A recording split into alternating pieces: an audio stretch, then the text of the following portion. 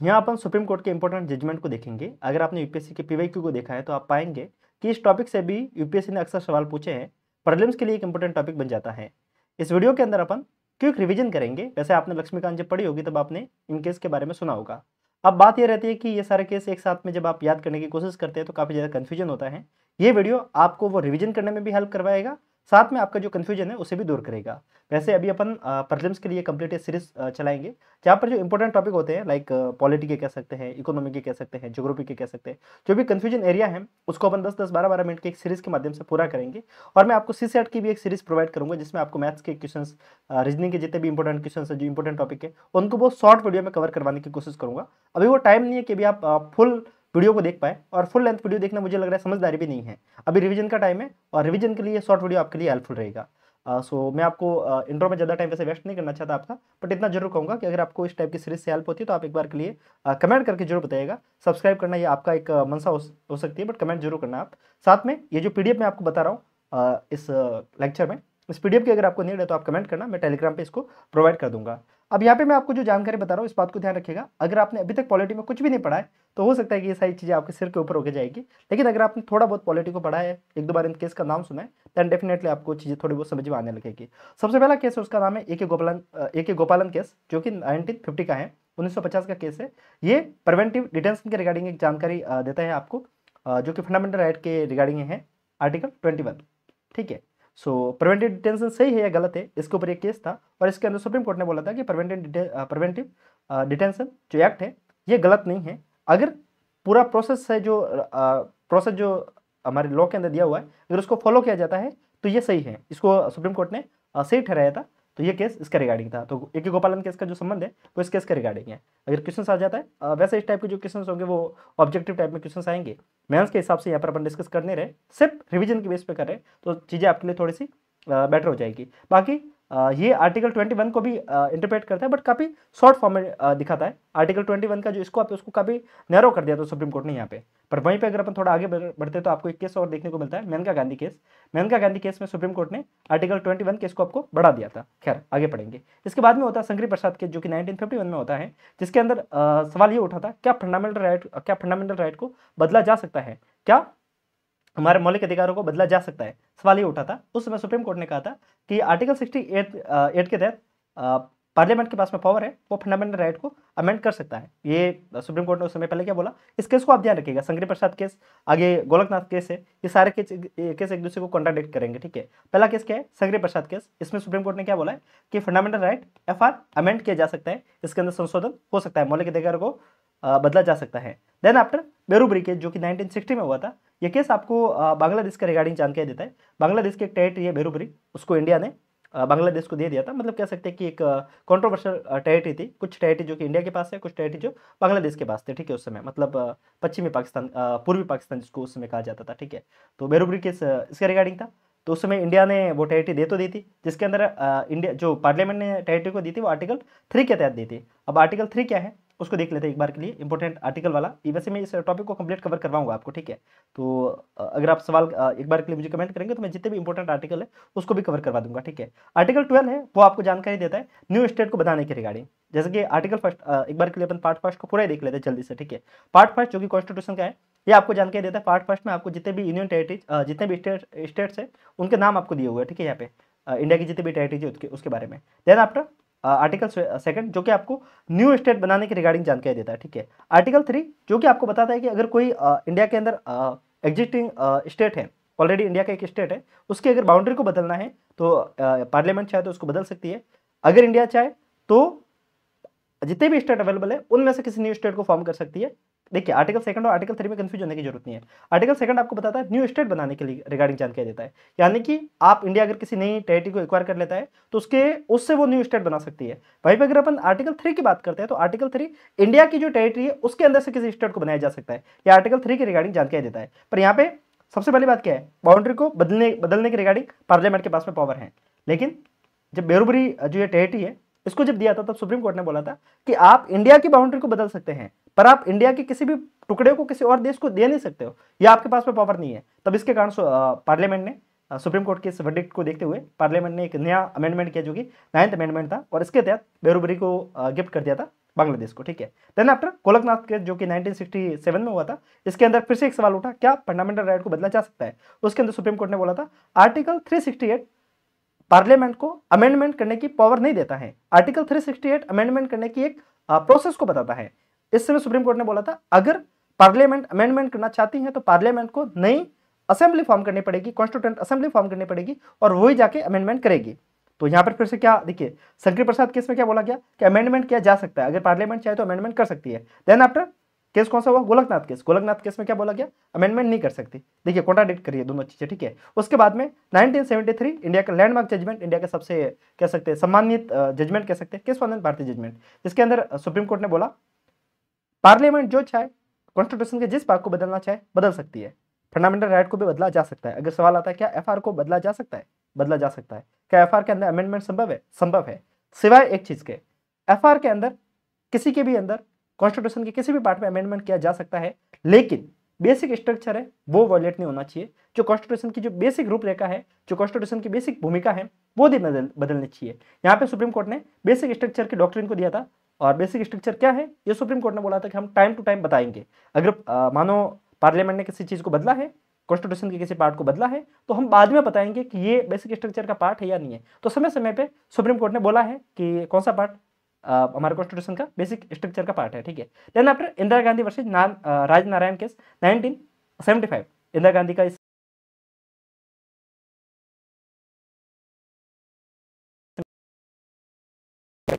और सवाल ये उठा था कि इंदिरा गांधी ने जो इलेक्शन लड़ा है उस समय इंदिरा गांधी ने मिस प्रैक्टिस को किया है, इन्होंने अपने पावर को मिसयूज किया है, ठीक है।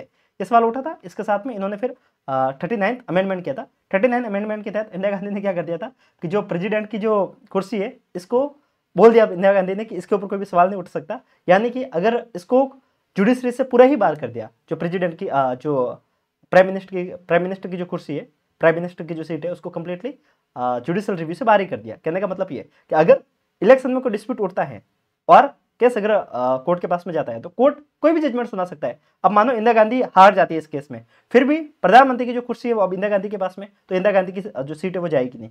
ये इन्होंने 39 अमेंडमेंट कर लिया। ओवरऑल ये करना क्या चाह रही है? इंदिरा गांधी ने इस समय अपनी सीट को बचाने की पूरी कोशिश की थी 39 अमेंडमेंट के तहत।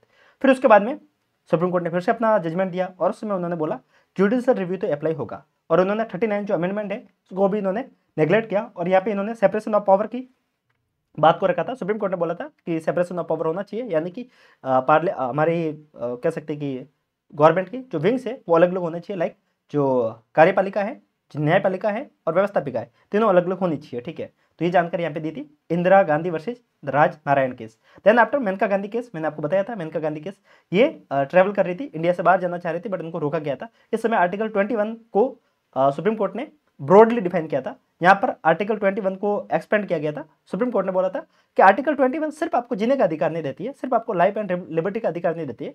आर्टिकल 21 आपको इसके सिवा भी बहुत सारी चीजें आपको प्रोवाइड करती है, और ये आपको आर्टिकल 21 को ब्रॉडली उन्होंने एक्सपेंड किया था, और उनका इसका लिंक उन्होंने आर्टिकल 14 और 19 के साथ में किया था। तो ये था मेनका गांधी केस। तो ध्यान रखिएगा, मेनका गांधी केस और शंकरी प्रसाद केस ये दोनों एक दूसरे को कॉन्ट्राडिक्ट करेंगे, ठीक है। लाइक जो शंकरी प्रसाद केस नहीं, ए.के. गोपालन केस, ठीक है। ए.के. गोपालन में सुप्रीम कोर्ट ने जो आर्टिकल 21 है उसको काफी नैरोली बता दिया था कि बस जो लिखा हुआ वो ये है, बट बाद में जब मेनका गांधी केस हुआ तो उसको उन्होंने एक्सपेंड कर दिया था। उस चीज को उन्होंने बताया था कि आर्टिकल 21 छोटा सा नहीं, इसके अंदर बहुत सारे आर्टिकल शामिल किए जा सकते हैं। लाइक हमारे पास में बहुत सारे राइट और होते हैं, लाइक कह सकते हैं कि जीने का अधिकार तो है ही हमारे पास में। इन सबके सिवा हमारे पास में साफ इन्वायरमेंट का भी एक राइट होता है, ठीक है। पहले एक सवाल आपसे पूछा चाह रहा हूँ, ठीक है। क्या हमारे पास में राइट टू मैरी का अधिकार है? क्या हम अपनी इच्छा से शादी कर सकते हैं? बताइए, कमेंट सेक्शन के माध्यम से मुझे बताइएगा, ठीक है। अब केस बनता है मिनर्वा मिल्स केस, जो कि 1980 में हुआ था। आप लाइन याद रखिएगा, ठीक है। थोड़ा सा अगर आप सीरीज याद रखेंगे तो चीज़ें आपके लिए थोड़ी सी बेटर होगी। 1950 में ए.के. गोपालन, then after Shankar Prasad case 1951, जिसके अंदर क्या फंडामेंटल राइट को बदला जा सकता है? सुप्रीम कोर्ट ने बोला बदला जा सकता है। बेरूबरी केस, सुप्रीम कोर्ट ने बोला था कि आप अपने टेरिटरी को किसी को दे नहीं सकते, और इसके बदले में 9th अमेंडमेंट हुआ था। गोलकनाथ केस में सुप्रीम कोर्ट ने बोल दिया था कि पार्लियामेंट फंडामेंटल राइट को नहीं बदल सकती। देन आफ्टर सुप्रीम कोर्ट ने बोल ही दिया था कि सिर्फ फंडामेंटल राइट नहीं, वो किसी भी पोर्शन को बदल नहीं सकती। आर्टिकल 368 अमेंडमेंट करने की शक्ति नहीं देता है, 368 अमेंडमेंट करने की सिर्फ प्रोसेस को बताता है। Then after Keshavananda Bharati case, basic structure के रिगार्डिंग जानकारी मिलती है। इंदिरा गांधी वर्सेज राजनारायण केस, जिसके अंदर आपको 39th अमेंडमेंट को अनकॉन्स्टिट्यूशनल बताया, साथ में उन्होंने सेपरेशन ऑफ द पावर की बात रखी थी। मेनका गांधी केस, जिसके अंदर आर्टिकल 21 को एक्सपेंड किया था। Then after Minerva Mills case 1980, जिसके अंदर सुप्रीम कोर्ट ने फिर से बेसिक स्ट्रक्चर की जो डॉक्ट्रिन है उसको उन्होंने फिर से बताया था। इसके सिवा 42nd अमेंडमेंट में बहुत सारे ऐसे प्रोविजन थे जो कि अनकॉन्स्टिट्यूशनल थे, तो उसको सुप्रीम कोर्ट ने बोल दिया था कि ये गलत है, तो उसको भी उन्होंने अनकॉन्स्टिट्यूशनल बता दिया था। और बेसिक स्ट्रक्चर को फिर से उन्होंने बताया था कि बेसिक स्ट्रक्चर की जो डॉक्ट्रिन है वो अप्लाई होगी, और उसको उन्होंने कह सकते हैं कि स्ट्रांगली यहाँ पे वापस से रिकन्फर्म किया था। ठीक है। Then after Waman Rao case, 1981 का ये केस है। ठीक है। इसके अंदर आपको doctrine of the prospective over ruling, आप इस वर्ड को याद रखिएगा, कहीं पे भी क्वेश्चन आ सकता है कि doctrine of the prospective over ruling क्या है। अगर आप कमेंट करेंगे तो मैं आपको एक सेपरेट एक वीडियो बना के दे दूंगा, जितने भी इंपॉर्टेंट डॉक्ट्रिन है जो कि लक्ष्मीकांत में मेंशन है उन सबको एक साइड में लिख के उन सबको एक्सप्लेन कर देंगे। ठीक है। अब doctrine of the prospective over ruling क्या है उसको समझिए। इसके अंदर जुडिशियल रिव्यू के रिगार्डिंग सवाल बनता है, जुडिशियल रिव्यू। ठीक है। जुडिशियल रिव्यू का आपसे एक और सवाल पूछ रहा हूं मैं, जुडिशियल रिव्यू कॉन्स्टिट्यूशन में किस जगह पे मेंशन है, कमेंट करके बताइएगा। ठीक है।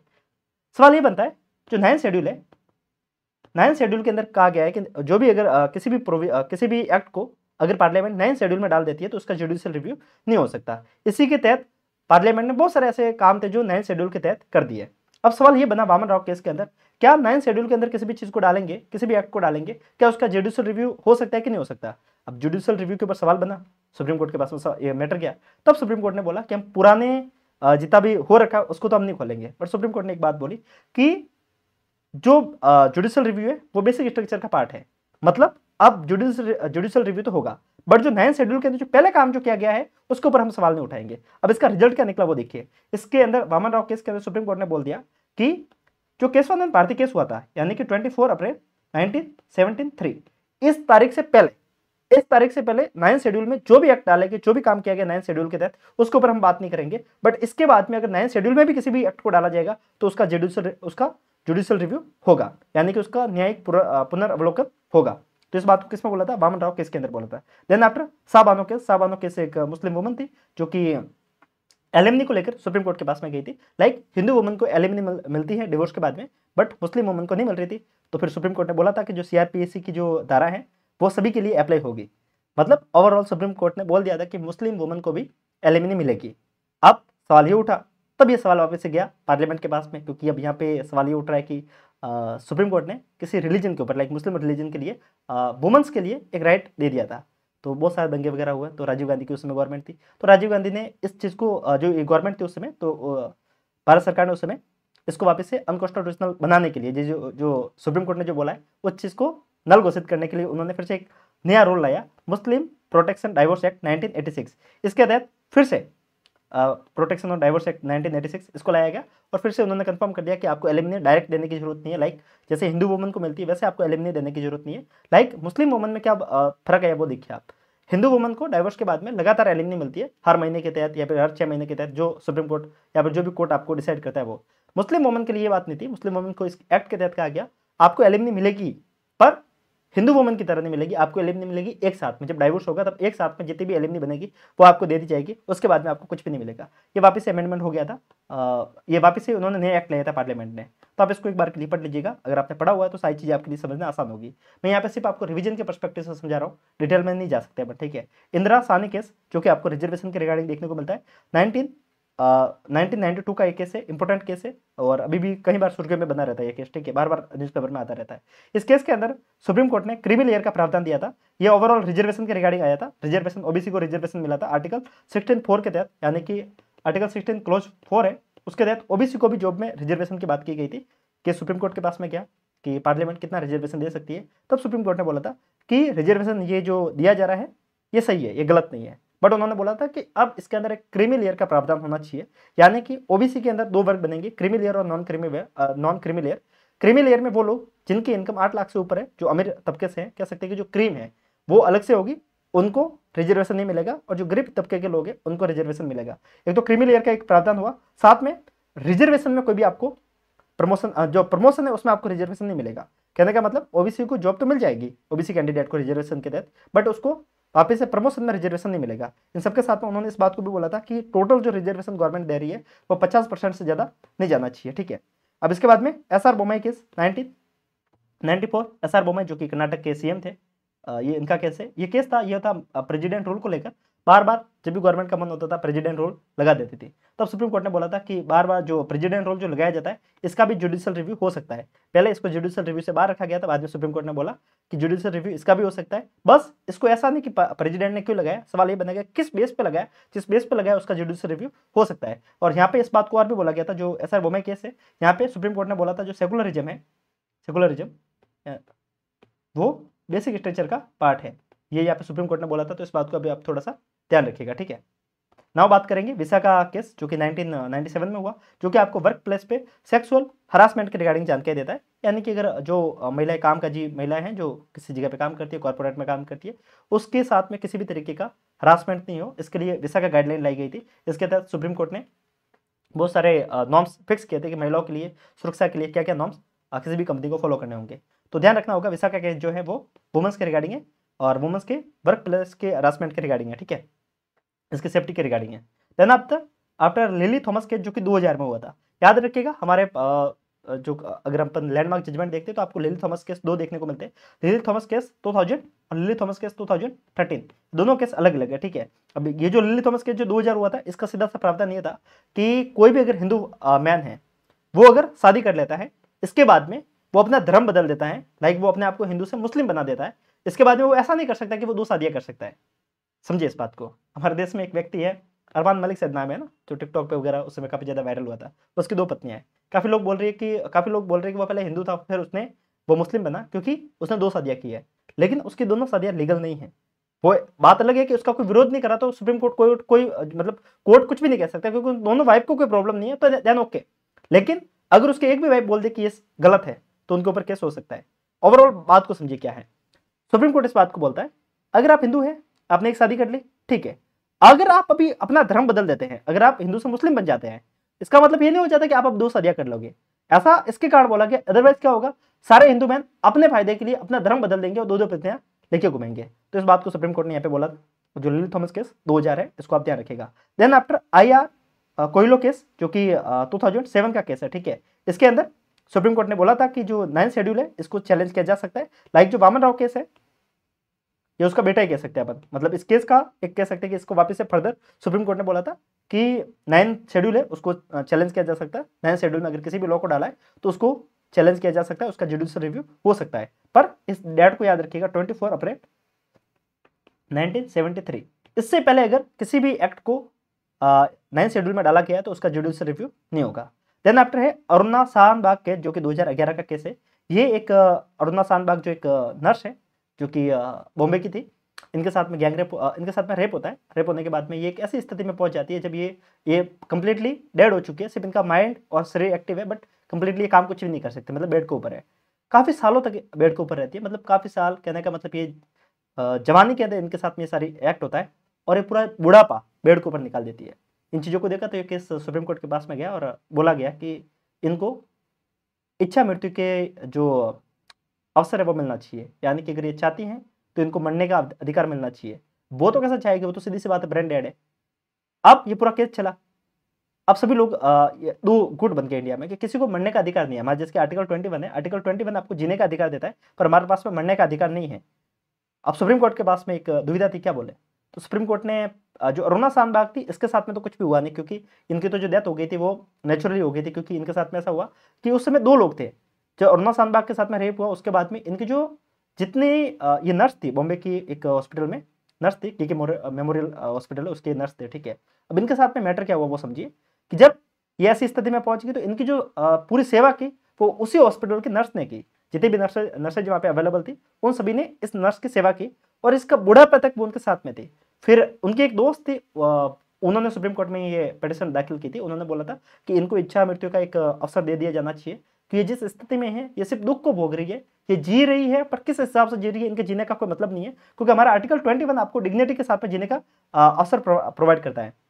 तो फिर सवाल तो बड़ा था, तो सुप्रीम कोर्ट ने बोला कि इनको इच्छा मृत्यु का अवसर नहीं मिल सकता, क्योंकि उस समय जो नर्सेज थी उन्होंने वापस से पिटीशन दाखिल कर दी। उन्होंने बोल दिया कि इसकी दोस्त कौन होती है इनको मारने के लिए, इनकी सेवा हम कर रहे हैं। बट उस समय सुप्रीम कोर्ट ने एक बात बोली थी कि अगर कोई पेशेंट ऐसा है जो बिल्कुल ऐसी स्थिति में पहुंच गया है कि वो जीने और मरने के बीच में है और वो सिर्फ जीने के नाम पे उनकी जो डिग्निटी है वो बिल्कुल जा रही है, तो उसको पैसिव यूथेनेसिया मिल सकता है। अब समझिए पैसिव यूथेनेसिया क्या होता है। पैसिव यूथेनेसिया का मतलब ये कि उसको मृत्यु तो मिल सकती है पर आप में से किसी भी व्यक्ति को उसको मारने का अधिकार नहीं है। मतलब अगर कोई व्यक्ति ऐसा है जो मेडिकल इंस्ट्रूमेंट के ऊपर जिंदा है, उसको मेडिकल सपोर्ट मिल रहा है, उसके लिए उसके साथ में वो जिंदा है, तो सुप्रीम कोर्ट ने बोला कि आप एक काम कर लो, उसके जो सपोर्ट के अंदर जो इंस्ट्रूमेंट है उसको हटा दो। यानी कि अगर कोई व्यक्ति है जो ऑक्सीजन मास्क के ऊपर जी रहा है तो उसका ऑक्सीजन मास्क हटा दो, वो अपनी इच्छा से मर जाएगा। तो एक तरीके से देखो तो ये कितना गलत है ये मुझे नहीं पता, क्योंकि आप ये देखिए अगर कोई व्यक्ति बहुत ज़्यादा दुखी है तो उसको एक हल्का सा इंजेक्शन दे दो, जिससे अगर वो नॉर्मली मर सकता है तो कितना आसान है। आप उसको तड़पा तड़पा के मार रहे हो। बट खैर सुप्रीम कोर्ट ने जो बोला कुछ रीजन रहा होगा। 70 नंबर पे है जो कि है नोटा जजमेंट। नोटा 2013 का जजमेंट है जिसके अंदर नोटा को लाया गया था। सुप्रीम कोर्ट ने बोला था अगर किसी भी व्यक्ति को कोई भी कैंडिडेट पसंद नहीं है तो वो नोटा के ऊपर क्लिक कर सकता है, ये आपको पता होगा। देन आफ्टर निर्भया केस है जो कि 2014 का केस है जिसके अंदर क्रिमिनल लॉ है जो कि सेक्सुअल ऑफेंसेस को लेकर है उसको स्ट्रॉन्ग बनाया गया था, ये पता होगा। देन आफ्टर नालसा केस है, नालसा केस 2014 जो कि आपको ट्रांसजेंडर को रिकॉग्नाइज करने के लिए लाया गया था। इस केस के अंदर सुप्रीम कोर्ट ने बोला था कि अब थर्ड जेंडर का भी प्रावधान होगा। पहले 2 ही जेंडर होते थे अगर आप कहीं पे फॉर्म भरते थे, मेल एंड फीमेल। उसके बाद में अब थर्ड जेंडर या फिर अदर जेंडर का भी एक ऑप्शन आपको देखने को मिलता है। यह 2014 के बाद में जो नालसा केस हुआ था उसके बाद में आपको देखने को मिलता है। ट्रिपल तलाक 2016 केस, इसके अंदर सुप्रीम कोर्ट ने बोल दिया था कि इंस्टेंट ट्रिपल तलाक है उसको बैन कर दिया था, आपको पता होगा। राइट टू प्राइवेसी 2017 केस, इसके अंदर सुप्रीम कोर्ट ने राइट टू प्राइवेसी को आर्टिकल 21 के लिए 21 के तहत बोला था कि एक हमारा फंडामेंटल राइट है, right to privacy. Then after 2017 में पुट्टुस्वामी केस वापस से होता है। इसके अंदर भी सुप्रीम कोर्ट ने बोल दिया था कि जो राइट टू प्राइवेसी है वो आर्टिकल 21 के तहत यानी राइट टू लाइफ के तहत हमारा एक फंडामेंटल राइट है। ये 2024 में क्वेश्चन पूछा भी गया है। सेक्शन 377 रिपील किया गया था 2018 में। सेक्शन 377 जो है वो एलजीबीटीक्यू की रिगार्डिंग है, यानी कि जो समलैंगिक लोग हैं उनके बीच में जो भी कह सकते हैं कि दैहिक संबंध बनते हैं वो पहले क्रिमिनल ऑफेंस था। यानी कि 2 सेम जेंडर के व्यक्ति अपने साथ मतलब 2 सेम जेंडर के व्यक्ति सेक्सुअली कनेक्ट नहीं हो सकते। ये सेक्शन 377 हमारे सीआरपीसी में मेंशन था, इसके तहत लिखा गया था कि क्रिमिनल ऑफेंस है। फिर 2018 में इसको क्रिमिनल ऑफेंस से हटाया गया। सुप्रीम कोर्ट ने बोला कि अगर कोई 2 व्यक्ति हैं वो प्राइवेटली कुछ भी करते हैं तो इसके तहत किसी को भी कुछ बोलने का हक नहीं है, ठीक है। यानी कि ओवरऑल ये सेम सेक्स रिलेशन को जस्टिफाई कर रहा था। देन आफ्टर जोसेफ सिने केस 2018 का केस है जो कि एडल्ट्री के लॉ के रिगार्डिंग है। यानी कि अगर कोई व्यक्ति है जिसकी शादी हो चुकी है उसके बाद में भी वो किसी और व्यक्ति के साथ में संबंध बना रहा है तो ये क्रिमिनल ऑफेंस नहीं है। सुप्रीम कोर्ट ने बोल दिया कि अगर कोई चाहता है ऐसा कर रहा है तो उसको अपन क्रिमिनल ऑफेंस नहीं बोल सकते, उसको डीक्रिमिनलाइज किया गया था। किसके तहत? जोसेफ सिन्हा केस 2018 के तहत। उसके बाद में अनुराधा पासिन केस 2020 जो कि इंटरनेट शटडाउन के रिगार्डिंग है। सुप्रीम कोर्ट ने बोल दिया था कि एक समय से ज्यादा अगर आप शटडाउन करते हैं इंटरनेट का तो वो फंडामेंटल राइट का वायलेशन है। यानी कि आप इंटरनेट शटडाउन कर सकते हैं अगर किसी जगह पे लगता है तो, लेकिन independent internet shutdown fundamental right का वायलेशन होगा, ठीक है। अब इस बात को समझिएगा। इस साथ में कुछ एक बोनस मैं आपको की टेक देना चाहता हूँ, की वे देना चाहूँगा, क्योंकि बेसिक स्ट्रक्चर के रिगार्डिंग जो डॉक्ट्रिन है वो आपको केसवन एंड भारतीय केस में देखने को मिलती है। जुडिशियल रिव्यू को जो स्ट्रॉन्ग किया था वो किसके तहत किया गया था? मिनर्वा मिल्स केस और आईआर कोयलो केस। इसके साथ में आप वामन राव केस को भी इसके बार ऐड कर सकते हैं। जुडिशियल रिव्यू उसमें भी सुप्रीम कोर्ट ने बोला था। वुमन राइट के रिगार्डिंग साहबानो केस, विशाखा गाइडलाइन और जोसेफ सिन्हा केस है। रिजर्वेशन के रिगार्डिंग इंदिरा सानी केस है। साथ में प्राइवेसी के रिगार्डिंग पुट्टुस्वामी जजमेंट है, राइट टू प्राइवेसी केस है। एलजीबीटीक्यू के रिगार्डिंग सेक्शन 377 और नालसा एक्ट केस है, ठीक है। ये सारे इंपॉर्टेंट जजमेंट थे जो कि सुप्रीम कोर्ट का अभी तक के कह सकते हैं कि सुर्खियों में बने रहे, जो कि 2020 तक के हैं। अभी के जो रिसेंट के हैं लाइक 2013, 2023, 24 और 15, मतलब इस साल खैर वैसे हुआ नहीं, लास्ट ईयर का और उसके लास्ट ईयर का, मतलब पिछले 2 साल के जो जजमेंट है उसको रेकर्ड में एक और वीडियो बनाऊंगा अगर आप कमेंट करेंगे तो। अब बात रहती है कि अगर आपको इस पीडीएफ को चाहिए तो आप मुझे कमेंट करना। जाते जाते मैंने आपको 2-3 सवाल पूछे थे, एक सवाल और पूछता हूँ। एम नागराजन केस किसके रिगार्डिंग है वो बताएगा, और पीए इनामदार केस, ये 2 केस ये किसके रिगार्डिंग थे ये मुझे आप कमेंट में बताएगा। ये 3 केस मैंने जानबूझ के छोड़े क्योंकि मैं आपको जब ये वाला पोर्शन कवर करवाऊंगा, लाइक जो इंपॉर्टेंट आर्टिकल को रिगार्डिंग जो मैंने आपको बताया था, यहाँ पे मैं एफआर के अंदर इन केस को कवर करवाऊंगा, ठीक है। आई होप इस वीडियो से आपको बहुत कुछ सीखने को मिला होगा। मैंने काफी शॉर्ट में समझाने की कोशिश की है, ये रिविजन के लिए था और मैं फर्स्ट टाइम इस तरीके से पढ़ा रहा हूँ तो हो सकता है कि थोड़ा सा ये मेरे लिए भी आसान नहीं था, पर धीरे धीरे जैसे जैसे करेंगे तो चीज़ें आसान हो जाएगी। क्योंकि अभी तक हम एनसीईआरटी के रिगार्डिंग तो हमने बहुत सारी क्लासेस ली है, अभी हम डायरेक्टली रिवीजन के लिए क्लासेज ले रहे हैं, तो वो थोड़ी सी अलग थी, ठीक है। जैसे कि अगर आप अभी हमारे एनसीईआरटी कोर्स के साथ में जुड़ना चाहते हैं तो आपको ये एनसीईआरटी कोर्स देखने को मिल जाएगा। अगर आपने अभी तक एनसीईआरटी को नहीं पढ़ा है तो इस कोर्स के साथ में जुड़ सकते हैं। यहाँ पर हमने एक एक चीज़ों को काफ़ी डिटेल में डिफाइन किया है। ये जो पोर्शन है यहाँ पे हमने सिर्फ रिवीजन के पर्सपेक्टिव से चीज़ों को बताया था। इस कोर्स पे हमने काफ़ी डिटेल में चीज़ों को बताया है, तो एक बार के लिए आप विजिट कर सकते हैं अगर आपको सही लगता है तो। सो मिलते हैं ऐसे वीडियो के साथ में, तब तक के लिए नमस्कार, जय हिंद।